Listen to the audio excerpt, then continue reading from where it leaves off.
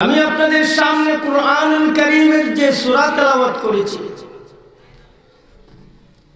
এই সূরার নাম হচ্ছে সূরাতুল মুমিনুন।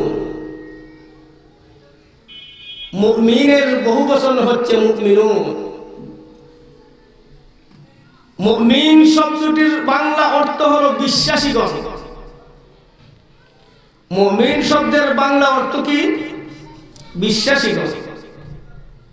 আর মুমিন শব্দের বাংলা অর্থ হলো বিশ্বাসী, আর মুমিনুন শব্দের অর্থ হলো বিশ্বাসীগণ।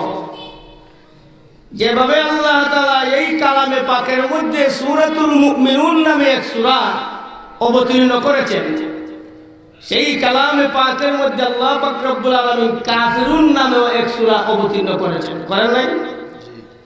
কুল ইয়া আইয়ুহাল কাফিরুন। কাফির শব্দের অর্থ হলো অবিশ্বাসী,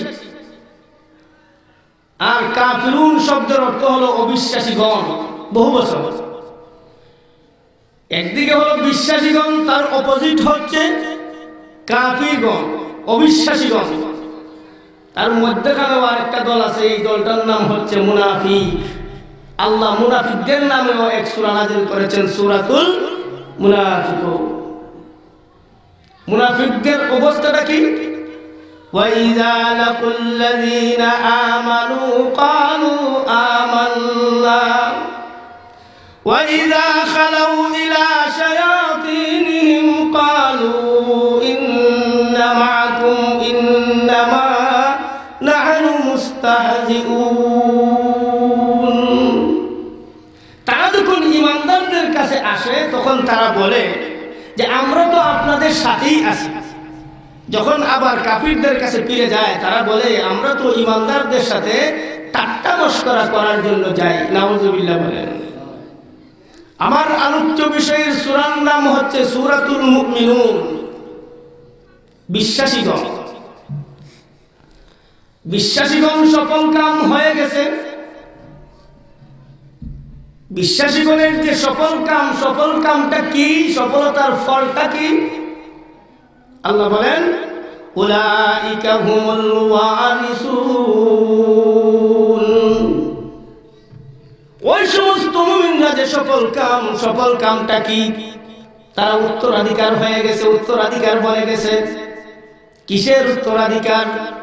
আল্লাযীনা ইয়ারিজুনাল ফিরদাউস। তারা জান্নাতুল ফেরদাউসের উত্তরাধিকার হয়ে গেছে।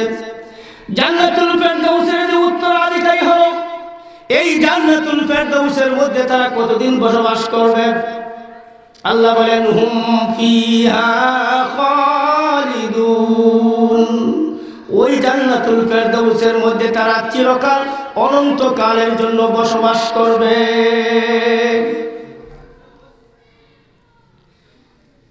এটা হচ্ছে আপনার 10 নম্বর এবং 11 নম্বর আয়াত। বাকি 1 নম্বর থেকে 9 নম্বর আয়াত পর্যন্ত আল্লাহ পাক রব্বুল আলামিন যারা জান্নাতুল ফেরদাউসের উত্তরাধিকারী হবে তাদের কোয়ালিটি, তাদের গুণাগুণ বর্ণনা করেছেন।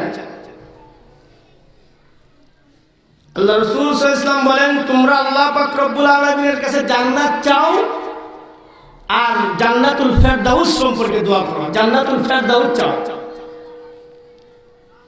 জান্নাতুল ফেরদাউস, আল্লাহ জান্নাত কয়টা বানাইছেন? 8টা। এই 8টা জান্নাতের মধ্যে সর্বশ্রেষ্ঠ জান্নাত হচ্ছে জান্নাতুল ফেরদাউস। 2 ভাবে সম্মানিত। একটা হলো মোটায়ও সম্মানিত, আর একটা হলো সম্মানেও সম্মানিত। এই জান্নাতুল ফেরদাউস আল্লাহ পাক রব্বুল আলামিনের আরশের একবারে মধ্যখানে বরাবর নিচে জান্নাতুল ফেরদাউস অবস্থিত। জান্নাতের মধ্যে 8টা স্তর আছে। জান্নাতুল ফেরদাউস হচ্ছে উঁচা স্তরে, একবারে জান্নাতের মিডিলে অবস্থিত, মধ্যখানে অবস্থিত। এই জান্নাতুল ফেরদাউস থেকে সমস্ত জান্নাতবাসীদেরকে দেখা যাবে। হযরতে জিবরাইল আলাইহিস সালাতু ওয়াস সালাম মুহাম্মদুর রাসূলুল্লাহ সাল্লাল্লাহু আলাইহি ওয়াসাল্লামের কাছে একদিন আসলেন। আয়েশা বললেন নবীজি আমি জান্নাতুল ফেরদাউসে গিয়েছিলাম, জান্নাতুল ফেরদাউসের মধ্যে একটা পার্ক আছে। ঢাকাতে যারা গেছেন দেখছেন পার্ক আছে না, পার্ক ভ্রমণ করার জন্য গাছগাছালি দিয়ে কত সুন্দর ছায়াদার একটা মাঠ। জান্নাতুল ফেরদাউসের মধ্যে একটা পার্ক আছে, এই পার্কের নাম হলো ওয়াসিত, ময়দানে ওয়াসিত। তিনি বলেন আল্লাহ পাক রব্বুল আলামিন আমাকে 600টা ডানা দিয়েছেন, নূরের ডানা। আমি যদি পৃথিবীর মধ্যখানে দাঁড়াইয়া দুই দিকে ডানা প্রশস্ত করি, তাহলে আমার ডানাগুলি পৃথিবীর দুই দিক একেবারে শেষ প্রান্ত পর্যন্ত পৌঁছে যায়। সুবহানাল্লাহ বলেন। আমি যদি ডানাগুলি প্রশস্ত করি, তাহলে আমার ডানা পৃথিবীর এক প্রান্ত থেকে অপর প্রান্ত পর্যন্ত পৌঁছে যায়। আমি যদি আমার এই 600টা ডানা হইতে যে কোনো একটা ডানাকে যদি উপর থেকে নিচে করি, উপর থেকে নিচে করতে যে একটা স্পিড হয়, এই স্পিডে মানুষের চলন্ত অবস্থায় 1000 বছর রাস্তা আমি চলে যেতে পারি। একটা ডানায় বাড়ি দিলে 1000 বছর রাস্তা। ঠিক সেইভাবে আমার 600টা ডানা দিয়া আমি 1 সাল নয়, 1 দিন নয়, 2 দিন নয়, 1 মাস নয়, 2 মাস নয়, 1 বছর নয়, 2 বছর নয়, আল্লাহর নবী আমার 600 ডানা দিয়া আমি একবারে সর্বোচ্চ বেগে 70 বছর পর্যন্ত আকাশের এই ময়দানের মধ্যে উড়িয়েছি, কিন্তু জান্নাতুল ফেরদাউসের এই পার্কের শেষ প্রান্ত পর্যন্ত নাগাল পাই নাই। এখন বলেন জান্নাতুল ফেরদাউসটা কত বড়? তার বাগান যদি এত বড় হয়, সর্বনিম্ন যে জান্নাত, এই জান্নাতটা দুনিয়ার 10টা দুনিয়ার সমান। এই জান্নাতুল ফেরদাউসের উত্তরাধিকারী আপনারা হতে চান কি চান না? আল্লাহ পাক রব্বুল আলামিন এখানে জান্নাতুল ফেরদাউসের উত্তরাধিকারী হওয়ার জন্য কোয়ালিটি বর্ণনা করেছেন। এই এই এই এই গুণ যদি তোমার মধ্যে থাকে, তাহলে তুমি জান্নাতুল ফেরদাউসের উত্তরাধিকারী। আল্লাহ পাক রব্বুল আলামিন সেখানে উত্তরাধিকারী বললেন কেন? বলতে তো পারতেন তোমরা যদি এই কোয়ালিটি অর্জন করো, তাহলে তোমরা জান্নাতুল ফেরদাউসের মালিক হয়ে যাবে। আল্লাহ বলেছেন তোমরা জান্নাতুল ফেরদাউসের উত্তরাধিকারী হবে। এই কথাটা আল্লাহ বললেন কেন? ইনশাআল্লাহ তাআলা একেবারে শেষে আপনাদেরকে এই কথার জবাব দিয়ে যাব ইনশাআল্লাহ। এখন আল্লাহ কোয়ালিটি বর্ণনা করতেছেন মুমিনদের জন্য। قد أفلح المؤمنون ইমানদার যারা, বিশ্বাসী যারা, যারা আল্লাহকে বিশ্বাস করেছে, নবীকে বিশ্বাস করেছে, আল্লাহর বিধানকে বিশ্বাস করেছে, নবীর তরিকাকে বিশ্বাস করেছে, ওই সমস্ত মুমিনরা সফল কাম হয়ে গিয়েছে। আফলাহা অতীত ক্রিয়া, ফেইলে মাজি, সফল কাম হয়ে গিয়েছে ওই সমস্ত মুমিনরা। প্রশ্ন হলো আল্লাহ পাক রব্বুল আলামিন যে বলেছেন সফল কাম হয়ে গিয়েছে মুমিনরা, আজকে বিশ্বের আনাচে কানাচে মুসলমান মুমিনরা মার খাইতেছে কিনা? সিরিয়াতে মার খাইতেছে, আফগানিস্তান মার খাইতেছে, কাশ্মীরে মার খাইতেছে, বসনিয়ায় মার খাইতেছে, রিসেন্টলি মায়ানমারে মার খাইতেছে। তাহলে মুসলমানরা সফল কাম হইল কিভাবে? কোন ব্যক্তি দুনিয়ার জীবনে পুরোপুরি সফল নয়, কোন ব্যক্তি দুনিয়ার জীবনে পুরোপুরি বিফল নয়। কোন মানুষ তার অনেক টাকা পয়সা, সুখ শান্তি, হুজুর আমি তো মোটামুটি সফল, আমার এই এই কোটি কোটি টাকা পয়সা আছে, টাকাতে আমার বাড়ি আছে, বনানীতে বাড়ি আছে, গাড়ি আছে, আমি সফল। কিন্তু গিয়ে দেখেন তার এই সফলতার ভিতরেও একটা ব্যর্থতা লুকিয়ে আছে। আর কোন মানুষ দেখা যায় সে গরিব অসহায় অবস্থায় রাস্তায় রাস্তায় ঘোরাঘুরি করতেছে, হুজুর আমি তো ব্যর্থ না, তার মধ্যেও একটা সফলতা আছে, কিন্তু পুরোপুরি সফলতা নয়। পুরোপুরি সফলতা হচ্ছে জান্নাত। পুরোপুরি সফলতার স্থান আমার কথা না, আল্লাহর কথা। ফামান যুহজিহা আনিন নার ওয়া উদখিলাল জান্নাতা ফাকাদ ফাজ। যাদেরকে আল্লাহ তাআলা জাহান্নাম থেকে বের করে জান্নাতে প্রবেশ করার হুকুম দিবেন, আদেশ প্রদান করবেন, সেই ব্যক্তি কামিয়াব হয়ে গিয়েছে। তারাই কামিয়াব। যেই ব্যক্তি জাহান্নামে যাবে সেই দিন সে পুরোপুরি ব্যর্থ, যেই ব্যক্তি জান্নাতে যাবে সেই দিন সে পুরোপুরিভাবে সফল।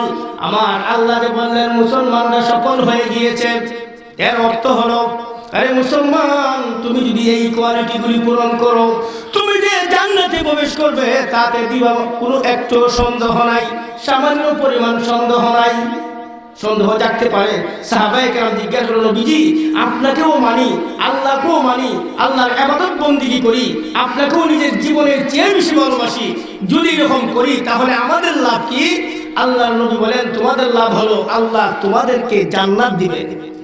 সাহাবায়ে কেরাম বলেন, নবীজি পরে যদি আল্লাহ পাক রব্বুল আলামিন আমাদেরকে জান্নাত দেন না, আপনি যদি বলেন যে আমি তো বলেছিলাম জান্নাত দিবেন, এখন আল্লাহ দিবেন না, আমি কি করব?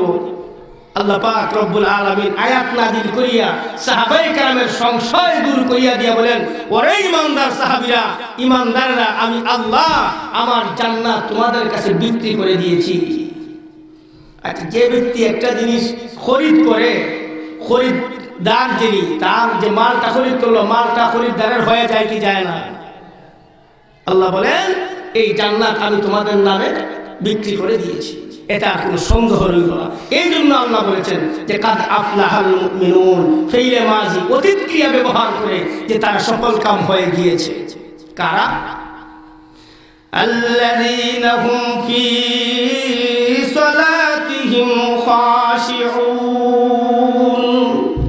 সমস্ত সকল মুমিনরা বা সফল কাম না। মুমিন তো সবাই, যারা আল্লাহকে বিশ্বাস করে তারাই মুমিন, কিন্তু সকল মুমিনগণ সফল কাম নয়। কোন সমস্ত মুমিনরা? যেই সমস্ত মুমিনের মধ্যে আল্লাহ প্রদত্ত বর্ণিত এই সমস্ত কোয়ালিটিগুলি থাকবে, গুণগুলি থাকবে। এর মধ্যে একটা গুণ হলো, তোমরা যদি নামাজের মধ্যে বিনয় নম্রতা অবলম্বন করো, নামাজ পড়লেই হবে না, বিনয় নম্র সহকারে নামাজের মধ্যে দাঁড়াতে হবে। তুমি নামাজের মধ্যে দাঁড়াবে, ওগো আল্লাহ তাআলা, হতে পারে সেটা আমার শেষ নামাজ, হতে পারে এটাই আমার শেষ নামাজ, আর হয়তো নামাজ পড়তে পারবো না। হে আল্লাহ, তোমার কুদরতি পায়ের মধ্যে সেজদা দিতেছি, তোমার সামনে দাঁড়াইছি। আল্লাহ, এমন যোগ্যতা হয় নাই, তোমাকে হয়তো দেখতে পারতেছি না। হে আমার প্রভু, হে আমার রব, আপনি তো আমাকে দেখতে পাইতেছেন। আপনার সামনে দাঁড়াইয়া দাঁড়াইয়া আমি নামাজ পড়তেছি। আপনার মনের মধ্যে থাকতে হবে, আমার পিছনে আজরাইল দাঁড়ানো, আমার ডানে জান্নাত, আমার বামে জাহান্নাম। এইভাবে দাঁড়াইয়া মনের সমস্ত খ্যাত দুনিয়ার থেকে, দুনিয়ার মহব্বত থেকে ত্যাগ করিয়া একমাত্র নামাজের প্রতি যদি আপনি মনোযোগ নিবেশ করতে পারেন, মনোযোগী হইতে পারেন, এইভাবে বিনয় নম্র সহকারে আপনি যদি নামাজ আদায় করতে পারেন, আমার আল্লাহ বলেন ওই সমস্ত মুমিনরাই সফল কাম, যেই সমস্ত মুমিনরা তাদের নামাজের মধ্যে বিনয় নম্রতা অবলম্বন করে। আমার কথাগুলি বুঝেন কিনা? বিনয় নম্রতা তিন ভাবে হয়। আব্দুল্লাহ ইবনে আব্বাস রাদিয়াল্লাহু তাআলা আনহু এই খাশিউনের তাফসীর করে একটা বলেছেন, খাইফুন, যে নামাজের মধ্যে ভয় মিশ্রিত ভাবে আল্লাহ পাক রব্বুল আলামিনকে ভয় করে নামাজ আদায় করতে হবে। যদি আমার নামাজটা না হয়, আল্লাহ হয়তো আমাকে আযাব দিয়ে দিবেন, এই ভয়টা নিয়ে নামাজের মধ্যে দাঁড়াইতে হবে। একটা হলো মুতাওয়াজ্জিউন। মুতাওয়াজ্জিউন অর্থ হলো আজিজি ইনকিসারি, বিনয় নম্র সহকারে নামাজে দাঁড়াইতে হবে। নামাজের মধ্যে বেটাগিরির মতো দাঁড়াইলে হবে না, বিনয় নম্র সহকারে আল্লাহু আকবার বলে আস্তে আস্তে ধীরে স্থির ভাবে। 3 নম্বর তাফসীর করেছেন সাকিনুন। সাকিনুন শব্দের অর্থ হলো সুকুন, মানে ধীরে ধীরে। তাদিলে আরকান ইমাম আবু হানিফা রাহমাতুল্লাহি আলাইহির মতে ওয়াজিব। যদি তাদিলে আরকান ভুল ক্রমে ছুটিয়া যায় তাহলে নামাজের মধ্যে সহজতা দিতে হবে। অন্যান্য ইমামগণের মতে তাদিলে আরকান ফরজ, যদি নামাজ থেকে ছুটিয়া যায় তাহলে নামাজই শেষ। তাদিলে আরকান বলতে প্রত্যেকটা রুকুন, যেমন ধরেন আপনি রুকুতে গেছেন, রুকুর থেকে সোজা হয়ে দাঁড়াইবেন, দাঁড়াইয়ে আবার ধীরে স্থিরভাবে সেজদায় যাবেন, এক সেজদায় গিয়া ধীরে স্থিরভাবে 3 বার সুবহান রাব্বিয়াল আলা পড়িয়া তারপর সুন্দর করে বসবেন, বসার পরে আরেকটা আবার সেজদা দিবেন। এইভাবে সুন্দর করে ধীরে স্থিরভাবে। আজকাল তো আমাদের দেখা যায় সামি আল্লাহু লিমান হামিদা বলিয়া উপর দিকে উঠতো না, সে নিচের দিকে চলে যায়। সামি আল্লাহু লিমান হামিদা বলিয়া উপর দিকে উঠতো, কিন্তু সে নিচের দিকে চলে যায়। এই নামাজে তার কোনো উপকার হবে না, এই নামাজে তার কোনো হেফাজত করবে না। আল্লাযীনা হুম ফি সালাতিহিম খাশিউন। ওই সমস্ত মুমিনরা সফল কাম যে সমস্ত মুমিনরা তাদের নামাজের মধ্যে বিনয় নম্রতা অবলম্বন করবে। সাহাবায়ে কেরাম এমন ভাবে নামাজ পড়েছেন, নামাজের মধ্যে দাঁড়াইলে পরে তাদের দুনিয়ার কোনো খেয়াল থাকতো না। হযরত আলী ইবনে আবি তালিব রাদিয়াল্লাহু তাআলা এক যুদ্ধের ময়দানে যুদ্ধ করতেছেন, এমন অবস্থায় উনার পায়ের মধ্যে একটা তীর ঢুকে গেছে। তীর সাহাবায়ে কেরাম অনেক চেষ্টা করলেন তীরটা খোলার জন্য, খুলতে পারেন না। উনি আহ আহ চিৎকার করে উঠেন। আল্লাহর নবী বলেন, ওরে সাহাবীরা, তোমরা আলী রাদিয়াল্লাহু তাআলা আনহুর তীর এখন খুলিও না। আলী যখন নামাজে দাঁড়াইয়া যাবে তখন তোমরা তীরটা খুলিও। আলী রাদিয়াল্লাহু তাআলা আনহু নামাজের মধ্যে দাঁড়িয়ে গেলেন, আল্লাহু আকবার বলে আল্লাহর সামনে নামাজে দাঁড়িয়ে গেলেন। সাহাবায়ে কেরাম তীরটা খুলে ফেললেন। আলী রাদিয়াল্লাহু তাআলা আনহু কিছুই বললেন না। সালাম ফেরানোর পরে তিনি চেয়ে দেখলেন সাহাবায়ে কেরাম হাসতেছেন। আলী রাদিয়াল্লাহু তাআলা আনহু জিজ্ঞাসা করে, ওরে আমার সাহাবী, নবীর সাহাবীরা, তোমরা হাসতেছো কেন? তুমি বুঝেছি তোমরা আমার তীর খুলবে। না না, আমি তীর খুলতে দেব না। অথচ সাহাবায়ে কেরাম আলী রাদিয়াল্লাহু তাআলা আনহু নামাজের মধ্যে দাঁড়ানো অবস্থায় তীর খুলে ফেলেছেন, কিন্তু তিনি একটু শব্দ করতে পারেননি। এমন ভাবে তারা নামাজের মধ্যে দাঁড়াইতো, দুনিয়ার খেয়াল ছেড়ে দিয়া একমাত্র আল্লাহ পাক রব্বুল আলামিনের সামনে নামাজের মধ্যে দাঁড়াইছি। এইরকম নামাজ যদি হতে পারেন তাহলে কেন আশরাফ আলী থানভী রাহমাতুল্লাহ আলাইহি আমাদেরকে একটু সহজ করিয়া দিয়েছেন। আমরা তো সেই রকম নামাজি হইতে পারবো না, তাহলে কি আমরাও জান্নাতুল ফেরদাউসের উত্তরাধিকারী হতে পারবো না? আশরাফ আলী থানভী রাহমাতুল্লাহ আলাইহি বলেন যে হ্যাঁ, যদি তোমার নামাজের মধ্যে এতটুকু স্মরণ থাকে যে তুমি প্রথম রাকাতে কোন সূরা পড়েছো, দ্বিতীয় রাকাতে কোন সূরা পড়বে, আলাম তারার পরে যদি ওয়াইলুল্লি পড়ো, তাহলে বোঝা গেল তোমার নামাজের মধ্যে মনোযোগী নাই। আর আলাম তারার পরে যদি তুমি ইলাফ ইকরাইশিন পড়ো, তাহলে বোঝা গেল তোমার মনোযোগী আছে। এই রকম যদি তুমি করতে পারো, তাহলে আশরাফ আলী থানভী রাহমাতুল্লাহ আলাইহি বলেন এটাও খাশিউনের মধ্যে প্রবেশ করেছে। আর খাশিউন যারা, তারাই জান্নাতুল ফেরদাউসের উত্তরাধিকারী।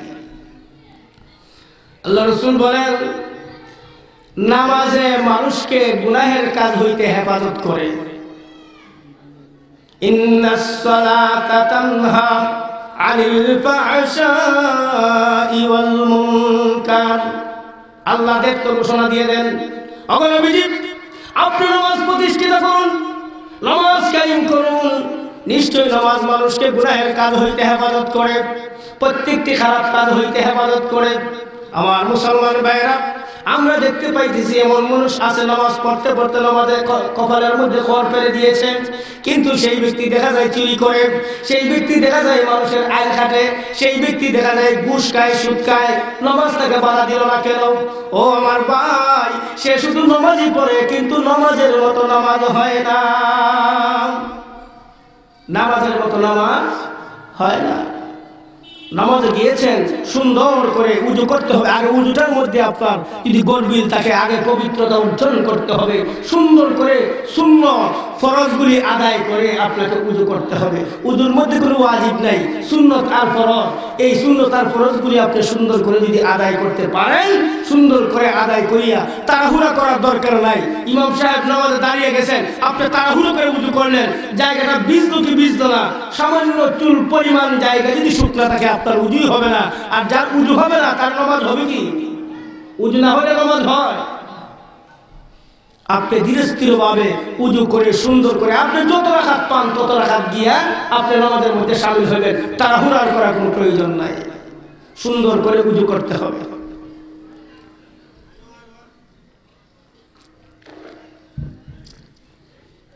সুন্দর করে উজু করে ধীরস্থির ভাবে নামাজে দাঁড়াইবেন।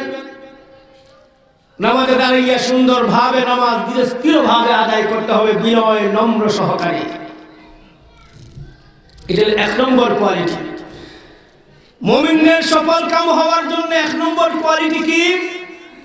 নামাজের মধ্যে বিনয় নম্রতা অবলম্বন করতে হবে। নামাজের মধ্যে বিনয় নম্রতা অবলম্বন করতে হবে। দুই নম্বর কোয়ালিটি, ওয়াল্লাযীনা হুম আনিল লাগবি মুরিদুন। অনর্থক কথাবার্তা ছেড়ে দিতে হবে। অনর্থক কথাবার্তা, এই অনর্থক কথাবার্তার ব্যাখ্যায় লিখেছেন যে কথাবার্তা দিনের কোনো উপকার আসে না, আরো বরং দিনের ক্ষতি হয়, আল্লাহ পাক রব্বুল আলামিনের জাত ও সিফাতের ক্ষতি হয়। এইরকম কথাবার্তা থেকে তোমাকে হেফাজত থাকতে হবে। আজকাল দেখেন কিছু কিছু মানুষ আছে, দুইজন তিনজন একখানে যদি বসে, তাহলে আরেক বাড়ির ব্যক্তি, ওই ব্যক্তি কি করেছে না করেছে তার বদনাম শুরু হয়ে যায়, ওই মহিলা কি করেছে না করেছে তার বদনাম শুরু হয়ে যায়। এরকম হয় কি হয় না? আমাদের সমাজে এরকম আছে কি আছে না? মানুষের গীবত গাওয়া শুরু হয়ে যায়, বসছে এখানে গল্প গুজবে বসছে, শুরু হয়ে গেছে গীবত। আরে সে একটা মানুষ, খারাপ মানুষ, তো এরকম অবস্থা, তার নিয়ে আলোচনা সমালোচনা শুরু হয়ে গিয়েছে। অথচ গীবত গাওয়া সম্পর্কে আল্লাহ পাক রব্বুল আলামিন বলেন, লা ইয়াগতাব বা'দুকুম বা'দা আইয়ুহিব্বু আহাদুকুম আন ইয়াকুলা লাহমা আখিহি মাইতান ফাকারিতুম। হে আমার বান্দারা, তোমরা একজন অপরজনের গীবত গাইও না, একজন অপরজনের দুশ্চর্চা করিও না। কেননা তোমরা কি পছন্দ করো তোমাদের মৃত ভাইয়ের গোশত খাইতে? কি পছন্দ করো? আল্লাহ নিজেই বলেন ফাকারিতুম, না না তোমরা পছন্দ করো না, পছন্দ করো। এরে আমার বান্দা, তোমরা গীবত গাইও না, অনর্থক কথাবার্তা বলিও না, অন্য মানুষের বদনাম গাইও না। একটা গীবত গাওয়ার গুনাহ হইল, তুমি যদি গীবত গাও, আল গীবাতু আশাদ্দু মিনাজ জিনা, গীবত হচ্ছে ব্যভিচারীর চেয়েও আরো মারাত্মক গুনাহ, ব্যভিচারীর চেয়েও মারাত্মক গুনাহ। হক্কুল ইবাদ, গীবত গাওয়া কিন্তু হক্কুল ইবাদ। অনর্থক কথাবার্তা থেকে তোমাকে যদি হেফাজত থাকতে পারো, তাহলে তুমি এই জান্নাতুল ফেরদাউসের উত্তরাধিকারী হওয়ার যোগ্যতা অর্জন করলে। তোমাকে অনর্থক কথাবার্তা থেকে হেফাজত থাকতে হবে। মিথ্যে কথা অবশ্যই বলা যাবে না, মানুষের বদনাম গাওয়া যাবে না, এমন কোনো কথা বলা যাবে না যে কথা বললে ইসলামের ক্ষতি হয়, আর এমন কোন কথা বলা যাবে না যে কথা বললে কোনো লাভও নাই ক্ষতিও নাই, এমন কোনো কথাও বলা যাবে না। মানুষের উপকারে আসে এমন কথা বলেন, অযথা আল্লাহ পাক রব্বুল আলামিন আপনার কণ্ঠকেও সেই দিন জিজ্ঞাসা করবে, আপনার জিহ্বাকেও সেই দিন জিজ্ঞাসা করা হবে। ইন্নাস সামআ ওয়াল বাসারা ওয়াল ফুআদা কুল্লু উলাইকা কানা আনহু মাসউলা। কিয়ামতের দিন হযরত নূহ নবীর উম্মতেরা অস্বীকার করে বসবে নূহ নবীকে। আল্লাহ জিজ্ঞাসা করবেন, ওরে নূহ নবীর উম্মতেরা, তোমরা যে তো অসংখ্য অগণিত মানুষের আজকে জাহান্নামের প্রতীক হয়ে যাইতেছ, তোমাদের মধ্যে কি এমন কোন পয়গম্বর যায় নাই? আমার কি কোনো পয়গম্বর যায় নাই? আমার কথাগুলি কি তোমাদের মধ্যে বলে দেয় নাই? বলে না আল্লাহ, এমন কোন মানুষ তো আমাদের কাছে আসে নাই। আল্লাহ নূহ নবীকে জিজ্ঞাসা ডাক দিবেন, ওরে নূহ নবী, আপনি এইদিকে আসুন, আপনার উম্মতরা কি বলতেছে? আল্লাহ কি আপনারা কি তাদের কাছে আমার কথা বলেন নাই? বলে আল্লাহ, আমি তো বলেছি, দীর্ঘ 950 বছর পর্যন্ত আমি বলেছি, ওরা আমাকে পাথরের আঘাতে আঘাতে রক্তাক্ত করে দিয়েছে, আমার শরীর জর্জরিত হয়ে গিয়েছিলাম আমি। আল্লাহ বলেন, শুধু দাবি করলে হবে না, দাবির সাথে সাক্ষীর প্রয়োজন, ঠিক না? দাবি করলে সাক্ষীর প্রয়োজন কিনা? তোমার সাক্ষীকে হযরত নূহ আলাইহিস সালাতু ওয়াস সালাম বলবেন, আমার সাক্ষী হলো উম্মতে মুহাম্মদী। সুবহানাল্লাহ বলেন। আল্লাহ জিজ্ঞাসা করবেন, হে উম্মতে মুহাম্মদী, নূহ নবীর উম্মতের ব্যাপারে তোমরা কি জানো? তোমাদেরকে নূহ নবী সাক্ষী মেনেছেন, কি বলো তোমরা? তারা বলবে, আল্লাহ আমরা জানি হযরত নূহ আলাইহিস সালাতু ওয়াস সালাম দীর্ঘ 950 বছর পর্যন্ত আপনার কথা তাদের মধ্যে প্রচার করেছেন। তারা মানবে দূরের কথা, নূহ নবীকে পাথরের আঘাতে আঘাতে জর্জরিত করে দিয়েছিল। আল্লাহ তাদেরকে জিজ্ঞাসা করবেন, ও নূহ নবীর উম্মতেরা, তারা তো সাক্ষী দিল তোমাদের বিরুদ্ধে। নূহ নবীর উম্মতেরা বলবে, আল্লাহ তাদের সাক্ষী আমরা মানি না। কেন? আমরা হচ্ছি তাদের চেয়ে প্রায় 6000 বছর আগের উম্মত। মুহাম্মাদুর রাসূলুল্লাহ সাল্লাল্লাহু আলাইহি ওয়াসাল্লাম হচ্ছেন আমাদের চেয়ে 6000 পরের নবী। সুতরাং নবীরও সাক্ষী মানি না, উনার উম্মতেরও সাক্ষী গ্রহণযোগ্য হইতে পারে না।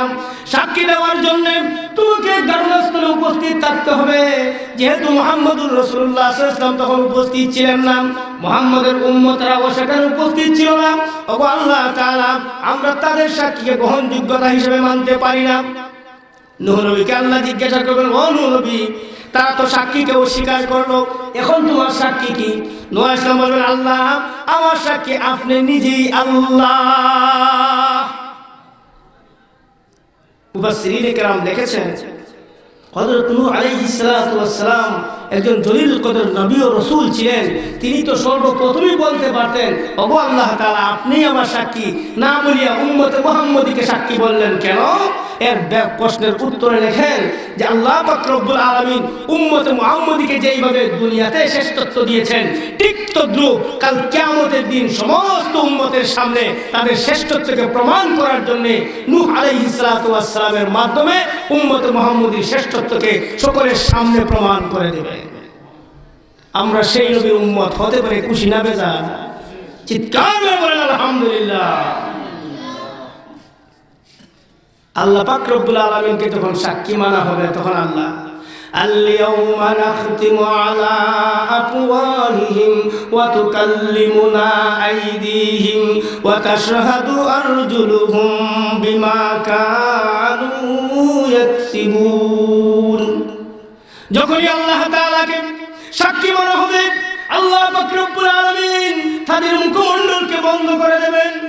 মুখমণ্ডল বন্ধ করে দিয়া তার হাত বলবে, আল্লাহ, নূহ নবী আমাদের কাছে দাওয়াত দেওয়ার জন্য গিয়েছিলেন, আমরা নূহ নবীকে এই হাত দ্বারা পাথর দিয়ে আঘাত করেছি। পা বলবে, আল্লাহ, নূহ নবী আমাদের কাছে দাওয়াত দেওয়ার জন্য গিয়েছিলেন, আমরা আমাদের সেই পা দ্বারা মহান নূহ নবীকে আঘাত করার জন্য হেঁটে গিয়েছি। ওগো আল্লাহ তাআলা, এই চক্ষু বলবে, আমরা নূহ নবীকে দেখে দেখে আঘাত করেছি। এই কান বলবে, আমরা নূহ নবীর কোনো কথা শুনি নাই। আল্লাহ পাক রব্বুল আলামিন দেখে বলবেন, ও নূহ নবীর উম্মতেরা, এখন বলো তোমাদের কি অবস্থা হবে? তোমাদের কি অবস্থা হবে? মুখেরও বিচার দায়ের করা হবে, হাতেরও সাক্ষী নেওয়া হবে, পায়েরও সাক্ষী নেওয়া হবে।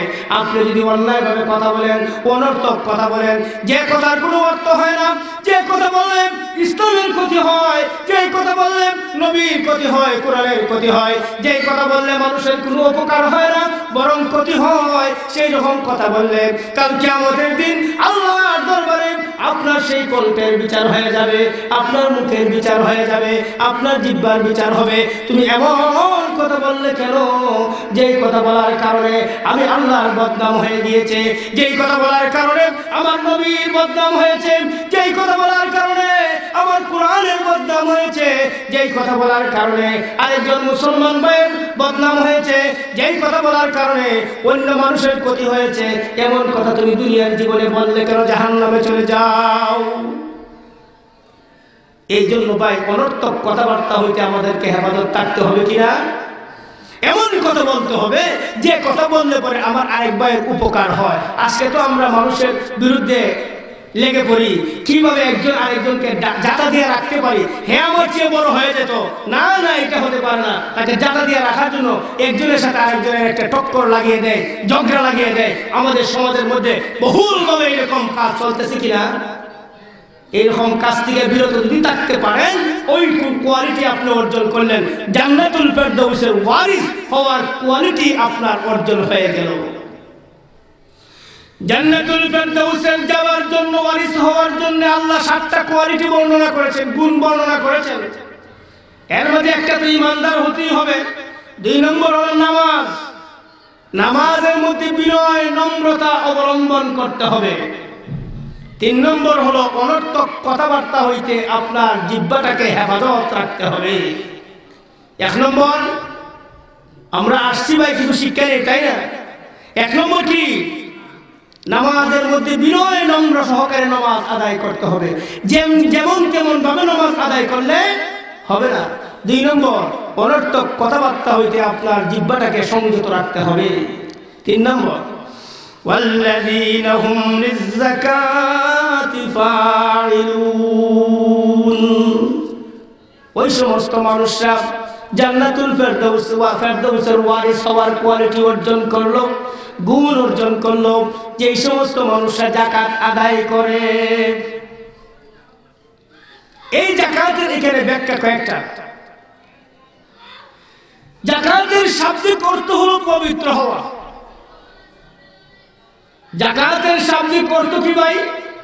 পবিত্র হওয়া, পবিত্র করা।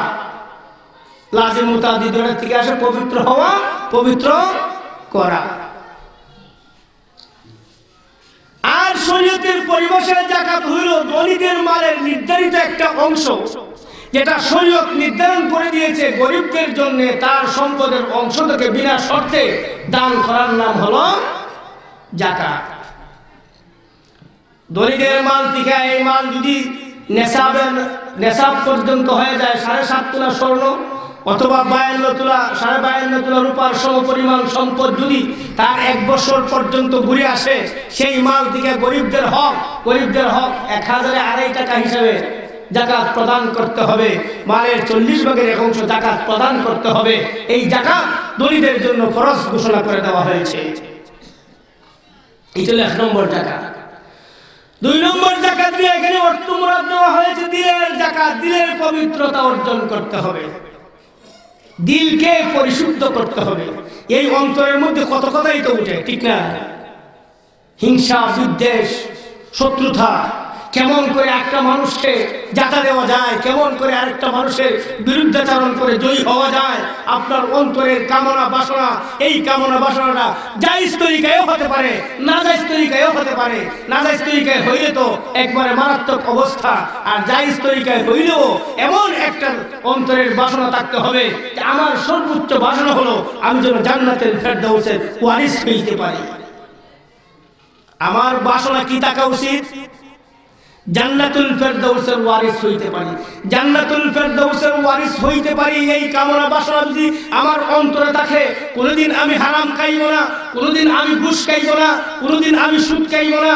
আমার অন্তরে যদি জান্নাতুল ফেরদাউসের পাওয়ার আকাঙ্ক্ষা থেকে রাখে, তাহলে অন্যায়ভাবে কাউকে গালিগালাজ করব না, অন্যায়ভাবে কোন মানুষের ক্ষতি করব না, অন্যায়ভাবে সম্পদ আহরণ করব না, চুরি করব না, চিন্তাই করব না, ডাকাতি করব না।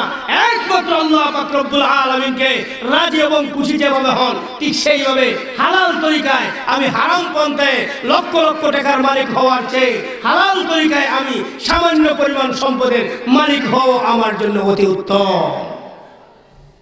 ঠিক না ঠিক বলেন? হারামের মধ্যে আপনার রহমত নাই, হারামের মধ্যে বরকত নাই। একটা উদাহরণ দিই সামান্য। কুকুর ছিলেন তো, কুকুর, একটা কুকুরে প্রতি বছরে 7টা-8টা বাচ্চা দেয়, দেয় না? এরকম হয়তো 7টা-8টা বাচ্চা দেয়। আর একটা গাভী হয় 2 বছর, প্রতি বছর দিলেও একটা দেয়, সর্বোচ্চ 2টা, অধিকাংশ একটা দেয়। ঠিক না? ঠিক কিনা বলেন? এই অনুপাতে কুকুরের সংখ্যা বেশি থাকার কথা কিনা? কুকুরের সংখ্যা মানুষের যেহেতু বেশি হওয়ার কথা ছিল, কিন্তু রাস্তাঘাটে কি এরকম ভাবে কুকুর মিলে? এই পরিসংখ্যান হিসাবে কি এরকম কুকুর মিলে? মিলে না। কিন্তু দেখা যায় একটা কুরবানি আসলে পরে বাংলাদেশের মধ্যেই সারা বাংলাদেশে প্রায় লক্ষ লক্ষ গরু জব হয়ে যায়। ঠিক না বেটি? এই গরুগুলি আসে কোথা থেকে? গরুগুলি হচ্ছে হালাল, এই হালালের মধ্যে আল্লাহর বরকত আছে। আর কুকুর হচ্ছে হারাম, হারামের মধ্যে কোনো বরকত নাই। আর না হইলে আমরা একটা পাঠ পড়ছিলাম 5ম শ্রেণীর মধ্যে, হ্যামিলিয়নের বাসিওয়ালা। হয়তো যারা যারা পড়েছে তারা হয়তো জানেন কিবা, হ্যামিলিয়নের বাসিওয়ালা একটা পাঠ পড়েছিলাম যে ইঁদুর, টুপির মধ্যে ইঁদুর, গর্তের মধ্যে ইঁদুর, খাবারের মধ্যে ইঁদুর, সব করে ইঁদুর আর ইঁদুর আর ইঁদুর। এক বাসিওয়ালায় আসিয়া বাসি বাজাইয়া ইঁদুরকে তাড়াইয়া নদীতে ফেলে দিয়েছিল, শহরবাসী শান্তি লাভ করেছিল। ঠিক তদ্রুপ আমাদের অবস্থা এমন হয়ে যেত, কুকুর যেইভাবে বাচ্চা প্রসব করে, ঠিক যদি সেইভাবে তার বাচ্চাগুলি যদি এইরকম বরকত পাইতো, তাহলে আমরা হয়তো এই মাঠে বসতে পারতাম না কুকুরের জ্বালা যন্ত্রণায়। ঠিক না বেঠিক বলেন? এই জন্য হারামের মধ্যে কোনো বরকত নাই। আজকে আপনি কোটি কোটি টাকার মালিক হয়ে যেতে পারেন হারাম পন্থায়, কিন্তু আপনার অন্তরের শান্তি নাই। গিয়া দেখবেন আপনার সন্তানে এই দিকে লক্ষ লক্ষ টাকা উড়াইতেছে, আপনার রাত্রে ঘুম নাই। হাইরে আমার এই দোকানটা না জানি চুরি হয়ে যায়, হাইরে আমার এই গুদামটা না জানি আগুন লেগে যায়। আপনার ঘুম নাই, চিন্তায় চিন্তিত, চিন্তা করতে করতে কাতর অবস্থা। আপনার স্ত্রী আপনার কথা মানে না, টাকা পয়সা পাইছে যেমনি ইচ্ছা সেদিকে যায়, পর্দা মানে না, নামাজ পড়ে না, রোজা রাখে না, আপনার কথাও শুনে না, আপনার শান্তি নাই। আপনি কিন্তু কোটি কোটি টাকার মালিক, কিন্তু অন্তরের শান্তি নাই। সর্বোচ্চ শান্তি কাকে বলে? যেই ব্যক্তির অন্তরের মধ্যে প্রশান্তি লাভ করেছে সেই হচ্ছে শান্তিবান, শান্তিময় লোক। আপনার অন্তরে শান্তি নাই, কোটি কোটি টাকা থাকতে পারে কিন্তু আপনার চলার মধ্যে শান্তি নাই। মুখের চেহারার দিকে তাকাইলে বোঝা যায় আপনাদের শান্তি নাই, চেহারার দিকে তাকাইলেই বোঝা যায়। সুতরাং বোঝা গেল হারাম পন্থায় কোটি কোটি টাকা হইলেও শান্তি মিলে না, হালাল পন্থায় অল্প টাকায়ও আপনার মনের প্রশান্তি লাভ করে। ঠিক না বেটি? এই জন্য আল্লাহ বলেন তুমি যাকাত প্রদান করো, তোমার অন্তরকে পবিত্রত করো, তাহলেই তুমি কামিয়াব, তুমি সফল কাম। কাদ আফলাহা মান তাযাক্কা, তাই সফল কাম হয়ে গিয়েছে যেই সমস্ত মানুষেরা তাদের অন্তরকে ঠিক ও পরিশুদ্ধ করবে, গুনাহের থেকে হেফাজত রাখবে, অন্যায় থেকে হেফাজত রাখবে, কুচিন্তা থেকে হেফাজত রাখবে, গীবত থেকে হেফাজত রাখবে, হিংসা থেকে হেফাজত রাখবে। তোমাকে হিংসা থেকেও হেফাজত থাকতে হবে। এক কবি বলেন হর কে বাশদ আহলে ঈমান আয় আজিজ, হর কে বাশদ আহলে ঈমান আয় আজিজ, পাকে দারদ চার চीज, আজ চার चीज, আজ হসদ আউয়াল তু দিলেরা পাকে দার, কষ্টনেরা বাদ আযামু মিন শুমার। পাকে দরওয়াজ কিজবাজ কি বত জবা, তাকে ঈমানত নয়ফুতদ দরজিয়া। পাকে গরদারি আমল রা আজরিয়া, শমে ঈমান তরা বাশদ জিয়া। চুশ কমরা পাকে দারি আজহারাম, মর্দ ঈমানদার বাশি ওয়াসসালাম। ফরিদুদ্দীন আত্তার রহমতুল্লাহি আলাইহি তিনি বলেন তুমি যদি প্রকৃত ইমানদার হতে চাও তাহলে চারটা জিনিস থেকে, চারটা জিনিসকে পবিত্র রাখতে হবে। আমার কথাগুলো আপনারা বুঝেন কিনা? তুমি যদি প্রকৃত খাঁটি ইমানদার হইতে চাও তাহলে চারটা জিনিস থেকে, চারটা জিনিসকে তোমার পবিত্র রাখতে হবে। এক নম্বর, আজ হসদ আউয়াল তু দিলেরা পাকেদার, কষ্টনেরা বাদ আযামু মিন শুমার। এক নম্বর হলো হিংসা থেকে তোমার অন্তরকে হেফাজত রাখতে হবে। হিংসা হলো এক ব্যক্তি মনে করেন খুব উপরে উঠতেছে, আস্তে আস্তে ধীরে ধীরে উপরে উঠতেছে, টাকা পয়সায় হোক, এলিমে হোক, জ্ঞানে হোক, দলে হোক, জনে হোক, উপরের দিকে উঠতেছে, তার পাওয়ার বাড়তেছে। আপনার মনে মনে আল্লাহ তুমি তার ধ্বংস করে আমার পাওয়ার বাড়াইয়া দাও, এটার নাম হচ্ছে হিংসা। তার অপোজিট একটা আছে গিফতা, আরবিতে বলা হয়, এটা আবার যাইতেছে। এটা কি? আল্লাহ তুমি তারে দিছে দেও, আমারও এরকম বানাইয়া দেও। এরকম দোয়া দিলে কেউ ঘরে কোনো অসুবিধা নাই। আল্লাহ তুমি তারে দিতেছো দেও, আমারও দেও। আমরা চাইতাম হার গেছে ভাই, আল্লাহ ছাড়া কারো কাছে চাইবার জায়গা আছে? দুনিয়ার কোনো মানুষের কাছে যত বড় ধনী হোক, একদিন, দুই দিন, তিন দিন আপনাকে দিয়ে দেবে, চতুর্থ দিন গেলে পরে বলবে তুই তো বড় একটা না শুধু মানুষ না, অত বড় অতদিন 3 দিন দিলাম আমার আমার কাছে নেওয়ার জন্য। কিন্তু আমার আল্লাহ কি বলেন? লা তাকনাতু মির রাহমাতিল্লাহ। হ্যাঁ আমার বান্দা, দুনিয়ার মহব্বতে পড়ে, শয়তানের দুখায় পড়ে, তোর অন্তরের ওয়াসওয়াসার কারণে গুনাহ করে ফেলেছিস। আমি আল্লাহর নামাজ আদায় করিস নাই, রোজা আদায় করিস নাই, মিথ্যা কথা বলেছিস, গুনাহের কাজ করেছিস, সুদ খেয়েছিস, ঘুষ খেয়েছিস, অন্যায়ভাবে মানুষের আইল কেটে কেটে তোর জমিনকে বাড়িয়েছিস। সে বান্দা চিন্তা করিস না, চিন্তার কোনো কারণ নাই। আমি আল্লাহর দরবারে চলে আয়, আমি আল্লাহর দরবারে চলে আয়।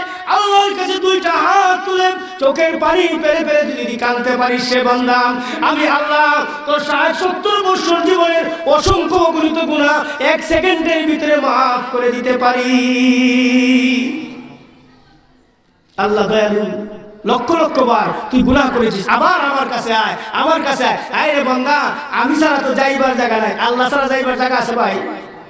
আল্লাহ যদি আমাদেরকে তাড়াইয়া দেন, যাইবার জায়গা আছে, তাড়াইয়া দেও যদি তিরস্কার করিয়া,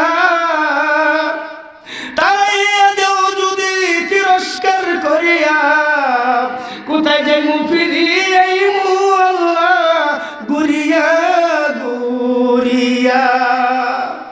আল্লাহ যদি আমাদেরকে তাড়াই দেন, না না তোরা আমি মাফ করতাম না, বা যাইবার জায়গা আছে।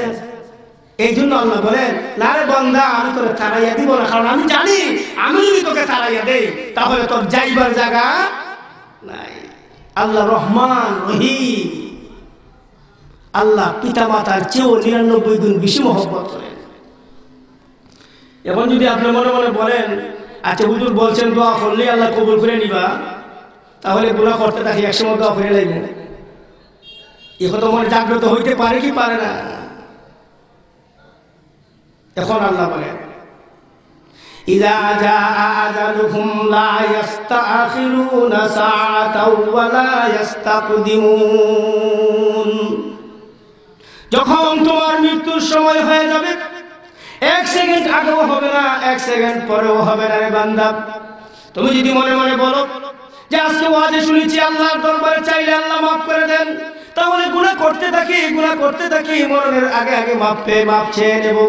না রে বান্দা, এরকম সুযোগ নাই, কারণ তুমি আমি জানি না কখন মরণ হয়ে যাবে। তুমি আমি জানি না তোমার মতো সন্তান মরতেছে, তোমার ছোট ভাই মরতেছে, তোমার পিতা মরতেছে, তোমার মাতা মরতেছে, তোমার মতো মানুষেরা মরতেছে কিনা না ভাই?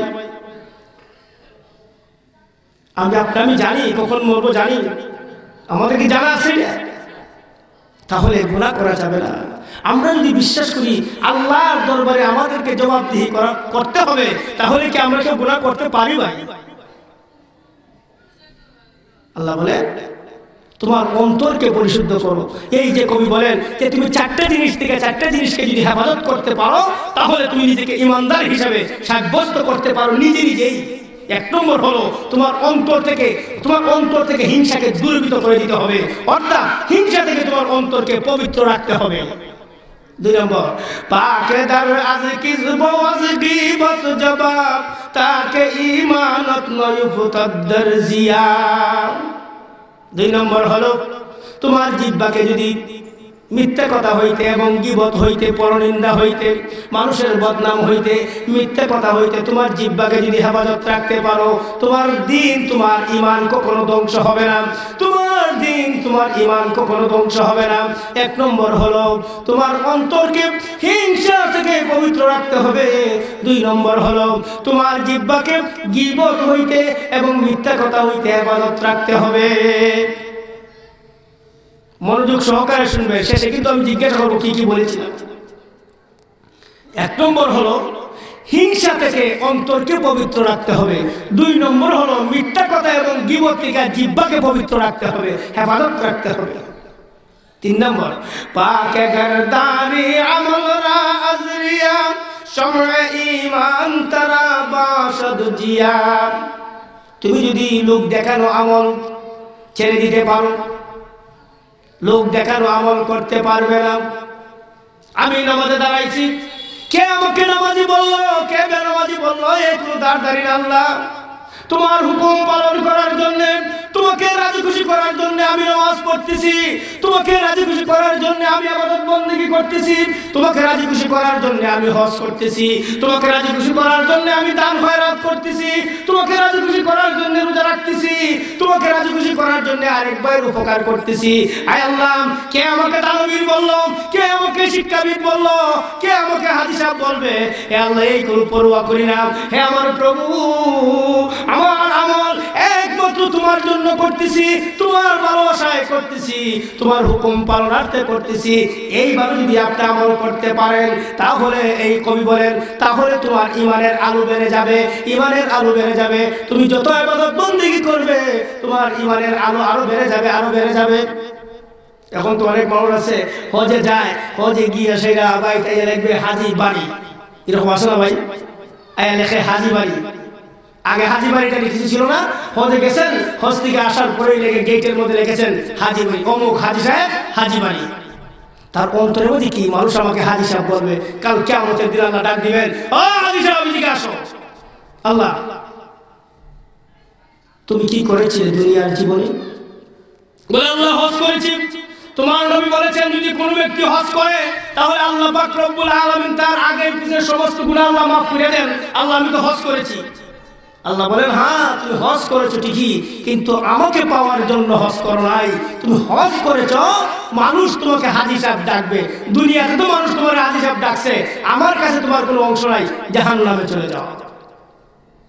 এইভাবে আল্লাহ একজন আলিম সাহেবকে ডাকবেন, আলিম এখানে আসেন। জি আল্লাহ তুমি আমার জন্য দুনিয়ার জীবনে কি করেছো?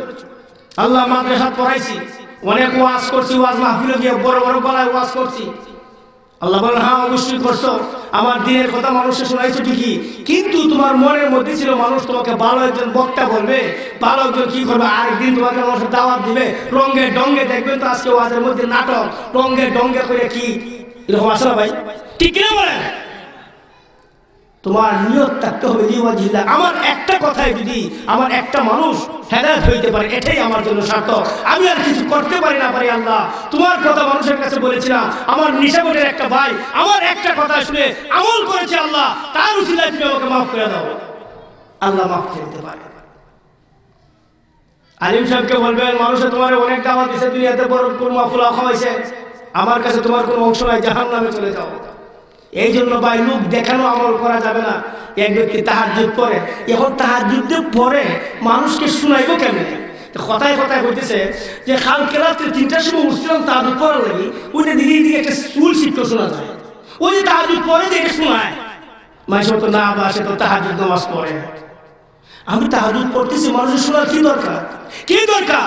আমি আওয়াবির নামাজ পড়তেছি, মানুষের শোনার কি দরকার? আমি এশরাক নামাজ পড়তেছি, বলবো যে না ভাই আমি তো আসলে মসজিদ থেকে বের হই না, ফজর নামাজ পড়ে বসে বসে সূর্য উঠার পরে একবার এশরাক নামাজ পড়েই বের হই। মানুষের শোনায়, শোনার কি দরকার? আমার আমল কি আল্লাহ দেখতেছেন না? আমার আমল কি আল্লাহ দেখতেছেন কিনা বলেন? তো মানুষকে শোনার কি দরকার? মনে মনে যে মানুষ আমার বলবে যে আমি একজন আমলি মানুষ, তাহলে আপনার আমল গ্রহণযোগ্যতা রাখে না। এই জন্য বলা হয়েছে পাকে গরদারি আমলরা আজরিয়া সময় ইমান তোরা বাসদ জিয়া। তোমার আমলকে যদি লোক দেখানো হইতে পবিত্র রাখতে পারো, 1 নম্বর হলো তোমার অন্তরকে হিংসা থেকে পবিত্র রাখতে হবে।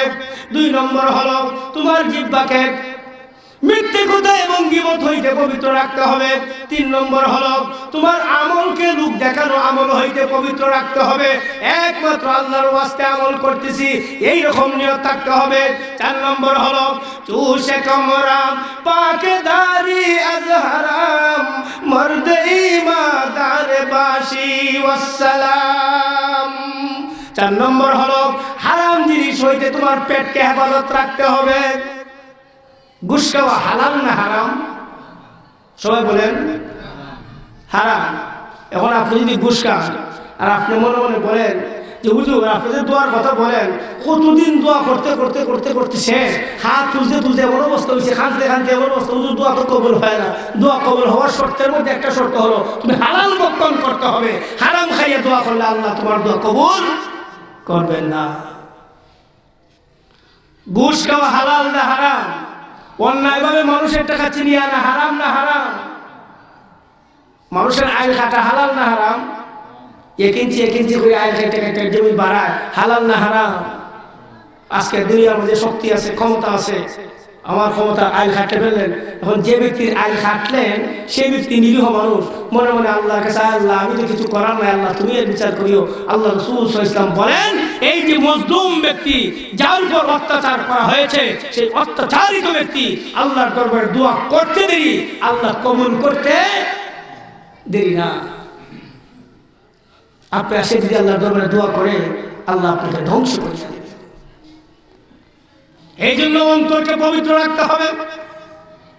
কয়টা জিনিস ভাই বললাম? 4টা জিনিস। একটা হইল হিংসা থেকে অন্তরকে পবিত্র রাখতে হবে। 2 নম্বর হলো জিহ্বাকে মিথ্যে কথা এবং গীবত হইতে পবিত্র রাখতে হবে। 3 নম্বর হইল আপনার আমলকে লিওয়াজিল্লাহ একমাত্র আল্লাহর জন্য আমল করতে হবে। 4 নম্বর হইল হারাম থেকে তোমার পেটকে হেফাজত রাখতে হবে, অর্থাৎ হারাম জিনিস খাওয়া যাবে না। তাহলে তুমি মুমিন, আর যথেষ্ট, তোমার আর কিছু দরকার নাই।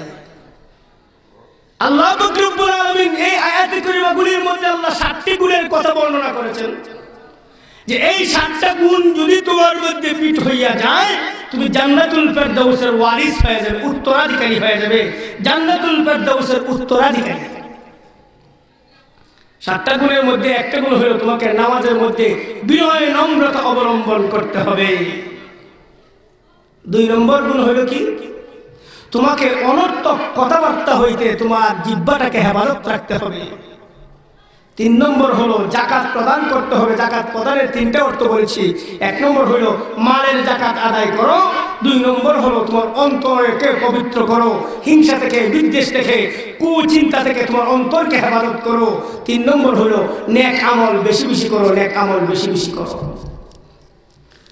তারপর আল্লাহ বলেন, ওয়াল্লাযীনা হুম লিফুরুজিহিম হাফিজুন,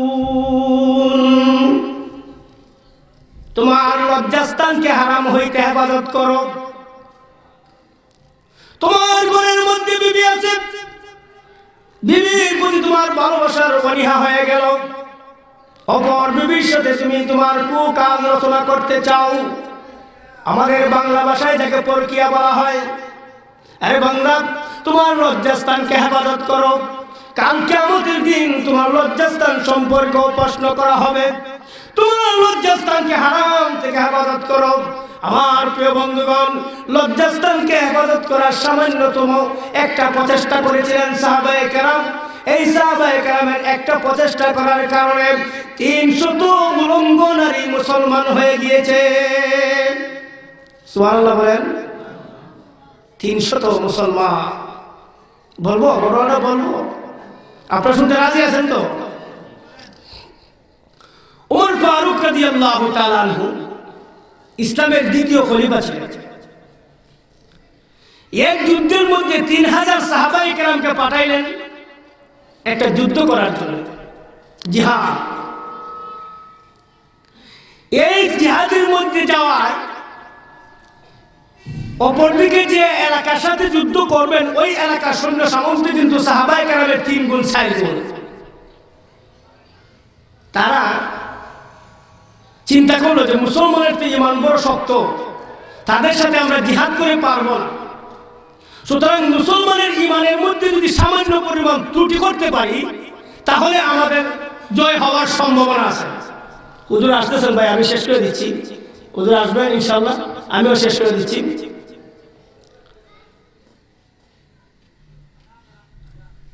আমরা যদি মুসলমানের ঈমানের মধ্যে কিছুটা দোষ দিতে পারি, তাহলে আমরা জয় লাভ করে ফেলব।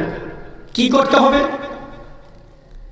যে একটা কাজ করো, মুসলমানের সন্তানের সাহাবীরা যেদিকে আসতেছে, এই রাস্তার মধ্যে আমাদের দেশে সুন্দরী সুন্দরী অর্ধনগ্ন করে মহিলাদেরকে রাস্তার 2 দিকে দণ্ডায়মান দাঁড় করাইয়া দেন। তারা গান গাইবে, তাদের প্রতি সাহাবায়ে কেরামদেরকে তাদের প্রতি আহ্বান করবে। এই সাহাবায়ে কেরামের পক্ষ থেকে যদি কোনো একজন সাহাবী তাদের দিকে হাত বাড়ায় বা কুনজর দেয়, কুদৃষ্টি দেয়, তাহলে আমরা জয়লাভ করে ফেলব। বাদশার ওয়ার্ডার সুন্দরী সুন্দরী সুরুষী যুবতী মহিলাদেরকে অর্ধনগ্ন করে রাস্তার 2 দিকে দাঁড় করাইয়া দিল। সুন্দরী মহিলারা পায়ের মধ্যে ঘুঙ্গুর, হাতের মধ্যে করতাল নিয়ে তারা গানের সুরে সুরে সাহাবায়ে কেরামদেরকে আহ্বান করবে।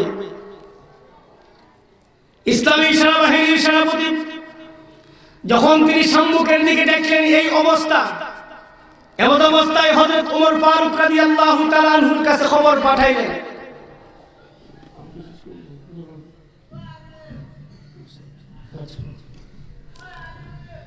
হে খলিফাতুল মুসলিমিন ওমর, কাফির সৈন্যবাহিনীরা আমাদের বাহিনীর সামনে তাদের সুন্দরী মহিলাদেরকে অর্ধনগ্ন করে পাঠিয়ে দিয়েছে। এখন আমরা কি সামনের দিকে অগ্রসর হব নাকি মদিনার দিকে ফিরে আসবো?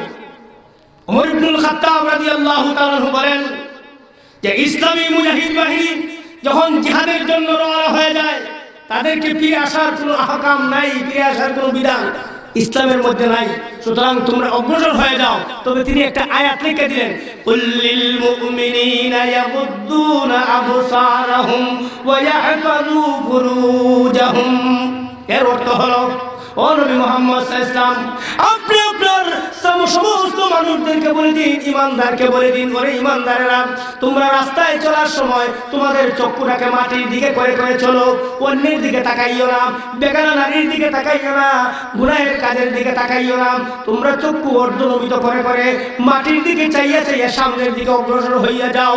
ও নবীর সাহাবীরা, ইসলামের সেনানীরা, তোমরা জিহাদের ময়দানে রওনা হয়ে গিয়েছো, পিছনে আসার কোনো বিধান নাই। তোমরা আল্লাহর এই আয়াতটাকে মানো, তোমাদের চক্ষুকে তাদের দিকে না তাকাইয়া তাকাইয়া মাটির দিকে তাকাইয়া তাকাইয়া সামনের দিকে চলে যাও। সাহাবায়ে কেরাম সামনের দিকে তাকায়, মাটির দিকে তাকাইয়া তাকাইয়া সামনে চলে গেলেন। শেষ সাহাবী তাদেরকে অতিক্রম করার সাথে সাথে তাদের মধ্যে হইতে এক মহিলা বলল, ও মুসলমানেরা দাঁড়াও, আল্লাহর কসম লাগে দাঁড়াও। দাঁড়িয়ে গেলেন, কি হয়েছে বলো? তোমরা কি এমন মানুষ, আমাদের মতো এত সুন্দরী, এত রূপসী যুবতী, তোমাদেরকে আমাদের দিকে আহ্বান করতেছি, তোমরা আমাদের দিকে ভ্রুক্ষেপ করলে না। আমাদেরকে পাওয়ার জন্য রাজা তার রাজত্ব আমাদের পায়ে বিলীন করে দেয়, আমাদেরকে পাওয়ার জন্য পিতা পুত্রের মধ্যে শত্রুতা হয়ে যায়, আমাদেরকে পাওয়ার জন্য পায়ে পায়ে শত্রুতা হয়ে যায়। তোমরা কেমন মানুষ গো? নাকি তোমরা কাপুরুষ? তোমাদের কি যৌনতা বলতে কোনো কিছু নাই? তোমরা কাপুরুষ নাকি? আমরা তোমাদেরকে আহ্বান করতেছি, তোমরা আমাদের দিকে তাকাইলে না, ভ্রুক্ষেপ করলে না। তারা বলল, বলে নরাদম মহিলারা শুনো, আমরা হচ্ছে মুসলমান, আমাদের নবী মুহাম্মদুর রাসূলুল্লাহ সাল্লাল্লাহু আলাইহি ওয়াসাল্লাম কুরআনুল কারীমের মধ্যে আমাদেরকে এই আয়াতটা বলে দিয়েছেন এবং দিনের কাছ থেকে আমাদেরকে হেফাজত থাকার জন্য বলেছেন। চক্ষু দিয়ে দেখিয়া লালসা করাবো, চোখের জিনা হয়ে যায়। ও নরাদম মহিলারা, আমরা আল্লাহর বিধানকে মানি, নবী মুহাম্মদুর রাসূলুল্লাহ সাল্লাল্লাহু আলাইহি ওয়াসাল্লামের কথাকে মেনে আমরা তোমাদের দিকে ভ্রুক্ষেপ করি নাই। ওই সমস্ত মহিলারা বলল, ও নবীর সাহাবীরা শুনো, এমন যদি হয়ে থাকে তোমাদের ধর্ম, এমন যদি হয়ে থাকে ইসলাম ধর্ম, আর আমরা কাফিরের ধর্ম থাকতে চাই না, আমাদেরকে এখনই পড়ায়া নাও লা ইলাহা ইল্লাল্লাহু মুহাম্মাদুর রাসূলুল্লাহ।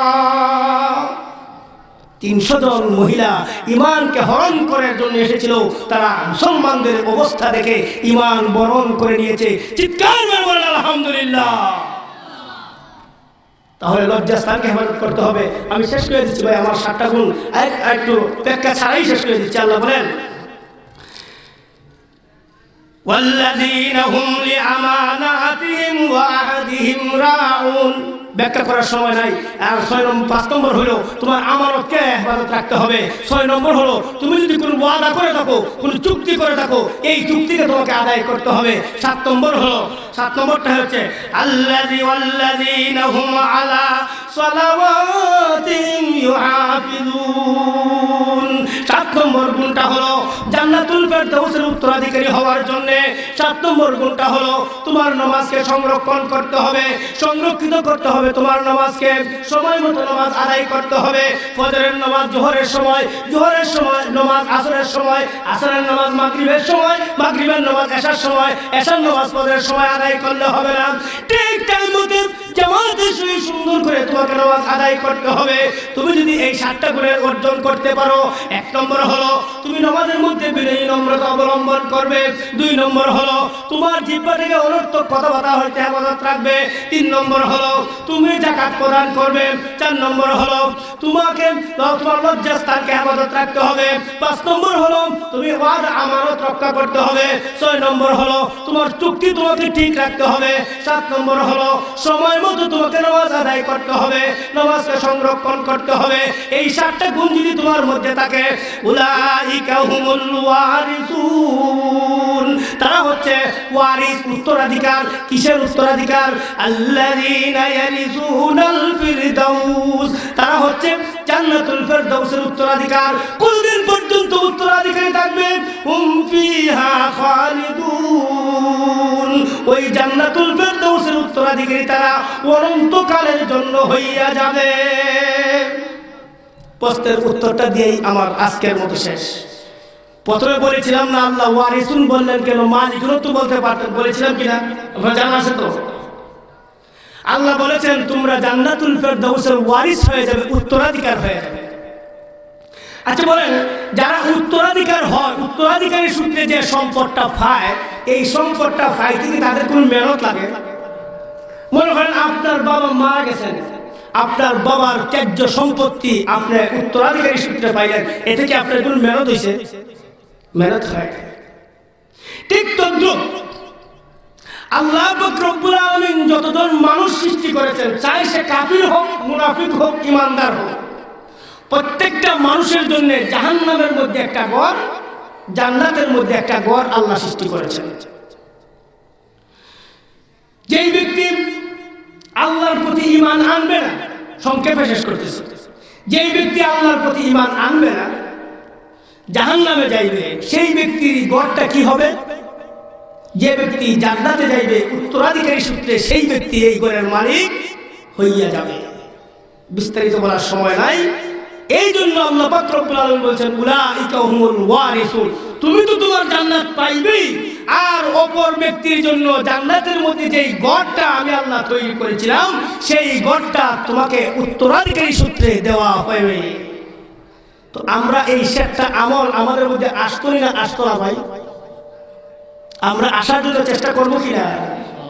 বিয়ানীবাজার থেকে আসছেন, খুবই সুন্দর ওয়াজ, আপনারা শুনে যাবেন, আমার জন্য দোয়া করবেন। আমাকে হয়তো আপনারা চিনেন, আমি আমার বাড়ি করিমপুর, শাইস্তা আব্দুল শহীদ সাহেব বড় হুজুর নাম শুনছেন হয়তো, উনি আমার পিতা ছিলেন, আল্লাহ পাক ওনাকে বেহেশত নসিব করুক।